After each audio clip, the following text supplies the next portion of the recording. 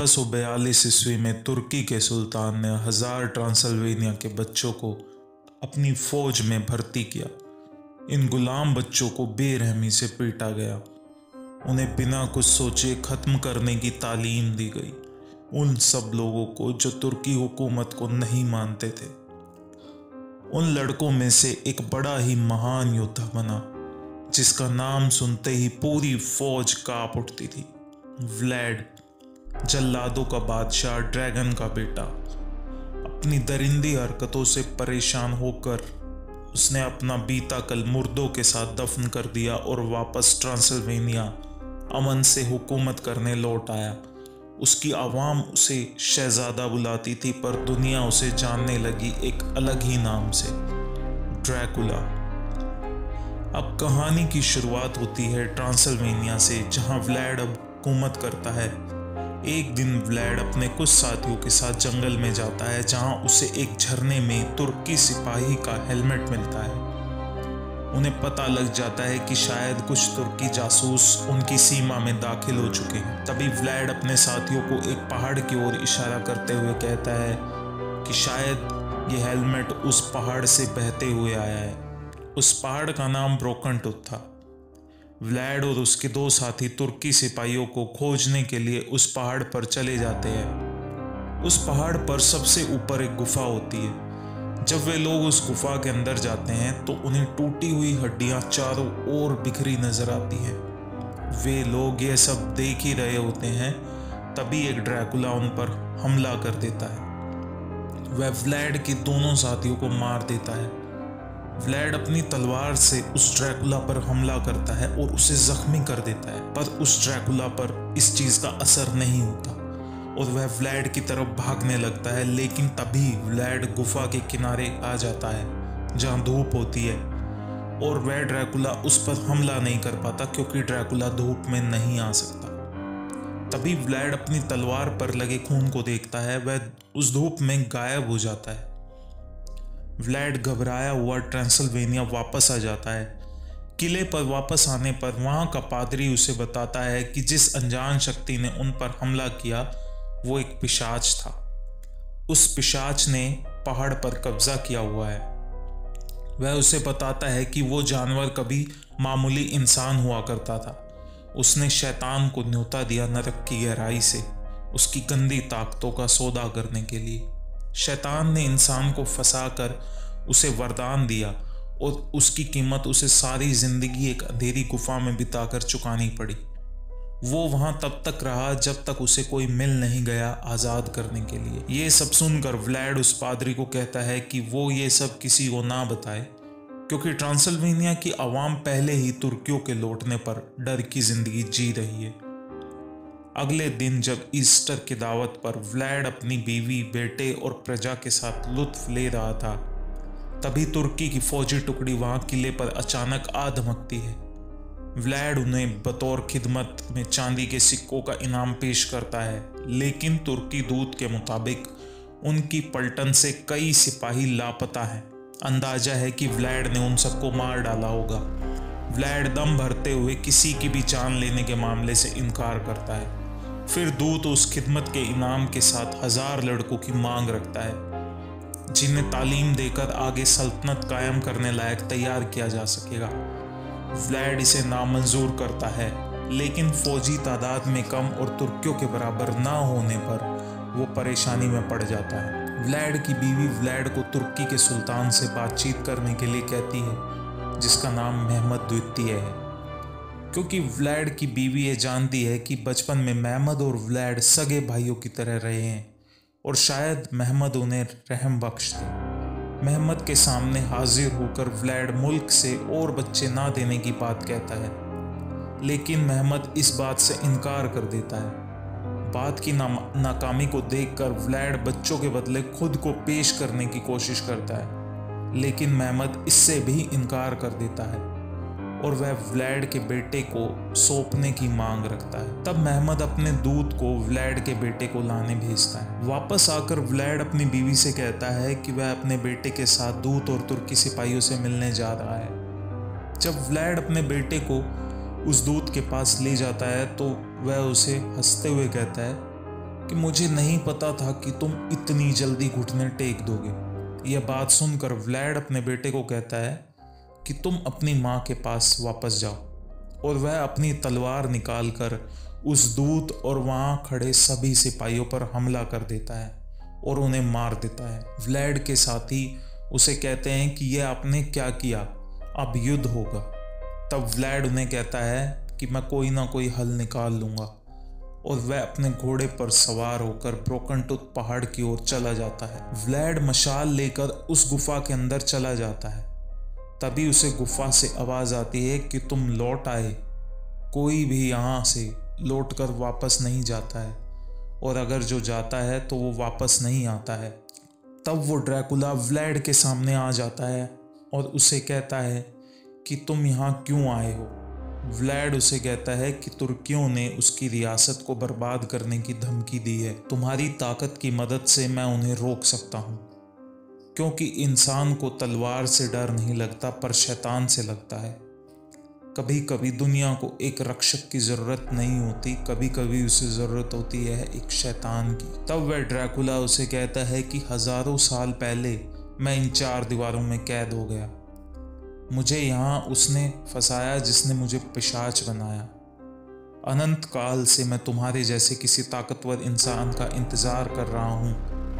अगर मेरे हाथों तुम्हारी मुक्ति है तो तुम्हारे हाथों में मेरी। तब वह ड्रैकुला अपना हाथ काटकर अपना खून उसे पीने को कहता है। वह उसे कहता है कि पियो इसे, तुम्हें अंदाज़ा होगा मेरी शक्ति का, 1000 आदमियों की ताकत का, टूटते तारे की रफ्तार का।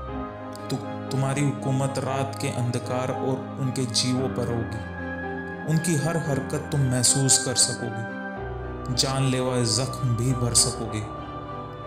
व्लैड उसे कहता है कि इसकी कीमत क्या होगी। ड्रैकुला कहता है कि तुम इंसानी खून के मोहताज हो जाओगे। अगर 3 दिन तक तुम खुद पर काबू रख सके तो वापस इंसान बन जाओगे, और अगर नहीं रख पाए तो हमेशा के लिए पिशाच बन जाओगे, और मैं इस गुफा से आज़ाद हो जाऊंगा। व्लैड के पास और कोई रास्ता नहीं था, और वो उस ड्रैकुला का खून पी जाता है और बेहोश हो जाता है। इसके बाद जब व्लैड को होश आता है तो वह जंगल के एक झरने के पास होता है। उसके हाथ में चांदी की एक अंगूठी होती है जो उसे जला रही होती है। वह उस अंगूठी को निकालकर अपने गले में पहन लेता है। वह जिस पत्थर का सहारा लेकर उठता है वह पत्थर उसकी ताकत से टूट जाता है और उसके हाथ में जख्म हो जाता है। जब वह अपने हाथ को देखता है तो उसके हाथ का जख्म ठीक हो जाता है। उसे उस जंगल में हर जीव की आवाज़ साफ सुनाई दे रही थी। वह जंगल के जानवरों को बहुत दूर से ही देख लेता है। अब उसके अंदर ड्रैकुला की ताकत आ गई थी। तभी वह देखता है कि उसके किले पर हमला हो गया है और वह अपने किले की तरफ भागता है। जब वह भागता है तो अपने आप को बहुत से चमगादड़ों के झुंड में बदल लेता है और एक जगह से दूसरी जगह बहुत ही रफ्तार से पहुंच जाता है। अपने किले पर जाने के बाद वह तुर्की की सेना के 1000 सिपाहियों से अकेले भिड़ जाता है और वह उन सबको रौंदता हुआ चला जाता है। तुर्की के सिपाहियों की तलवारों का उस पर कोई असर नहीं हो रहा था। वह उन सब को मार देता है और उन सब सिपाहियों की लाश को भाले की नोक पर टांग देता है। यह सब देखकर व्लैड के साथी हैरान हो जाते हैं। व्लैड उन्हें कहता है कि इसके कुछ मत पूछना, यकीन मानो मैं तुम सबको महफूज रखूंगा। इसके बाद वह अपने किले में सभी लोगों को पहाड़ पर मौजूद एक मठ की तरफ जाने को कहता है जहां सब महफूज रहेंगे। युद्ध के बाद व्लैड को इंसानी खून की तलब महसूस होती है और वो बहुत बेचैन हो जाता है, इसलिए वह जंगल की तरफ चला जाता है। तभी उसका एक सिपाही उसका पीछा कर रहा होता है और वह उसके सामने आता है। उसे कहता है कि मैं जानता हूँ कि आप कौन हो। वो सिपाही अपना हाथ काट कर अपना खून उसे पीने के लिए देता है, पर व्लैड उस पर चिल्ला उठता है और उसे दूर जाने को बोलता है। इस सफ़र के दौरान व्लैड की बीवी को उसके शापित होने का पता लग जाता है जब व्लैड एक चांदी के सिक्के को दबाकर खुद को कमज़ोर कर रहा था ताकि वह लोगों के नज़दीक जाने पर उनका खून पीने के लिए हमला ना कर पाए। इसके बाद वो कसम खाता है कि वह इंसानी खून से खुद को परहेज़ करेगा और दोबारा इंसान बन जाएगा। मठ की ओर जाती हुई प्रजा पर तुर्की सेना अचानक से हमला कर देती है। व्लाड अंधेरा होने का इंतजार करता है और जैसे ही अंधेरा होता है व्लाड तुर्की की सेना पर टूट पड़ता है और उन सब को मार डालता है। इस लड़ाई में व्लाड के कई साथी मारे जाते हैं और कुछ तुर्की के सिपाही बच जाते हैं, जो महमद के पास जाकर बताते हैं कि व्लाड अब एक शैतान बन चुका है। यह बात आग की तरह फैल जाती है। तुर्की की सेना में इस बात से दहशत फैल जाती है और तुर्की के सिपाही व्लाड का सामना करने से डर जाते हैं। ये बात देखकर महमद परेशान हो जाता है, क्योंकि अगर ऐसा हुआ तो वह हार जाएगा। इसलिए वह अपने सभी सिपाहियों की आंख पर पट्टी बांध देता है, जिससे वह उसे नहीं देख पाएंगे और उनके अंदर डर पैदा नहीं होगा। इसके बाद महमद अपने 1 लाख सिपाही मठ की ओर भेज देता है। ऊपर व्लाड के पादरी को व्लाड पर शक हो जाता है और उसे पता लग जाता है कि व्लाड एक शैतान बन चुका है। वो व्लाड को सबके सामने धूप में बेनकाब कर देता है, जिससे व्लाड की स्किन जलने लग जाती है, क्योंकि एक पिशाच धूप को नहीं सह पाता। ये सब देखकर वहां की प्रजा में अफरा तफरी मच जाती है।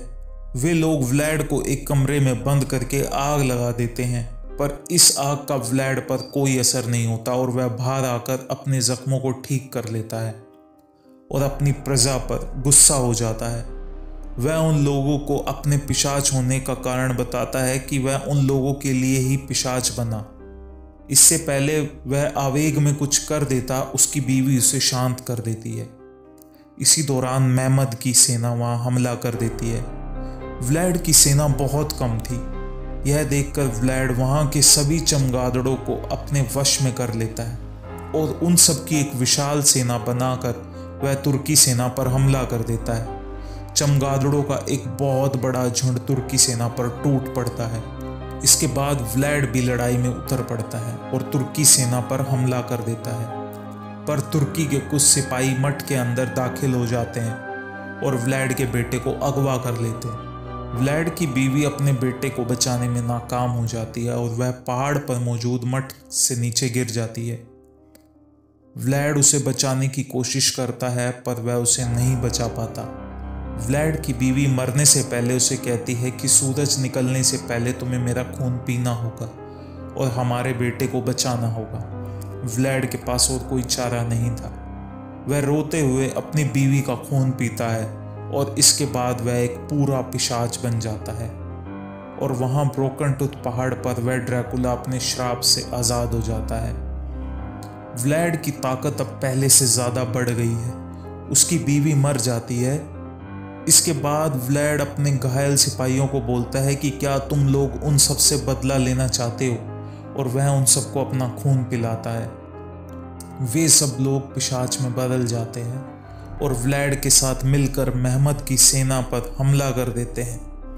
व्लाड अपनी ताकत से सूरज को ढक देता है और तूफान बनकर तुर्की सेना पर टूट पड़ता है।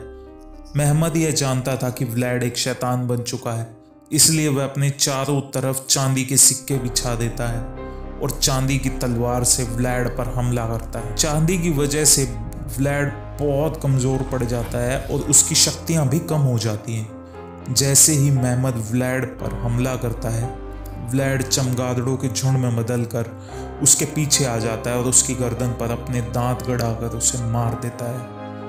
इसके बाद व्लाड की सेना सभी तुर्की सैनिकों को मार डालती है और व्लाड अपने बेटे को बचा लेता है। इसके बाद व्लाड के साथ जो पिशाच बन चुके हैं वे उसे कहते हैं कि ये इंसान आपकी कमज़ोरी है, आपको इसे भी मारना होगा। लेकिन व्लाड उन सबको रोकता है और अपने एक साथी को मार डालता है। व्लाड जानता था कि उसने इन सबको पिशाच बनाकर बहुत बड़ी गलती की। इसी बीच वहाँ का पादरी वहाँ आ जाता है। उसके हाथ में क्रॉस है। वह उन सब पिशाचों को डराता हुआ व्लाड के बेटे को अपने साथ ले जाता है। व्लाड अपने बेटे को पादरी के साथ जाने को कहता है। इसके बाद व्लाड अपनी ताकत से सूरज को वापस निकाल देता है और व्लाड के साथ उसके साथी धूप में झुलस कर मर जाते हैं। व्लाड को मृत मान लिया जाता है और उसके बेटे को नए शहजादे के तौर पर ताजो तख्त से नवाजा जाता है। इसके बाद व्लाड का एक सिपाही उसके पार्थिव शरीर को अपना खून चढ़ाकर दोबारा जीवित कर देता है। ये वही सिपाही होता है जिसने पहले भी व्लाड को अपना खून पिलाने की कोशिश की थी। अब कहानी वर्तमान में आ जाती है। व्लाड की मुलाकात इस आधुनिक शहर की सड़क पर मीना नाम की औरत से होती है, जो बिल्कुल उसे उसकी बीवी की याद दिलाती है। उसकी शक्ल भी उसकी बीवी से मिलती है। यह उसकी बीवी का नया जीवन है। वह उन सब बातों में उन कविताओं की पंक्तियों को दोहराता है जो उनके बीच होती थी। वहीं व्लाड को शापित करने वाला पिशाच भी सामान्य इंसानों की तरह जीवित दिखाई पड़ता है और वह उन दोनों को अपने से दूर जाते देख वह उनके पीछे पीछे चल पड़ता है और कहता है कि तमाशा